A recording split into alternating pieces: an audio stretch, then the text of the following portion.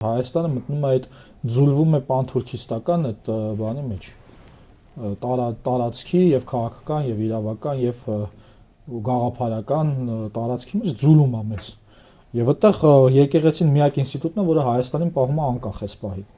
անկախ է, չէ՞, ինքը անկախ ասում է Արցախ հանձնել վատ, Արցախի վերադարձ լավ, ասում է եկեղեցին։ Հիմա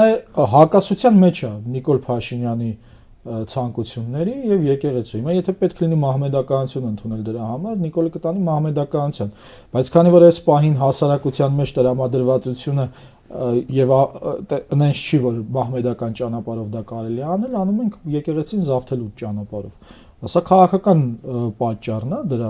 թե ինչի է ուզում զավթի եկեղեցին եւ դա ակնհայտ է, այդտեղ բանն էլ եթե նայենք այդ սրանց այդ այսպես կոչված խաղաղության պայմանագիրը հռչակագիրը նախաստորագրած Վաշինգտոնում 8-րդ կետը ասում է պայքարել ծայրահեղականության դեմ։ Պարզը Ադրբեջանում ծայրահեղականության դեմ չեն պայքարի, եթե պայքարեին հիմա սաղ դպրոցները կփակեին Ադրբեջանում, որովհետև բոլոր դպրոցներում արմենաֆոբիան դասավանդում։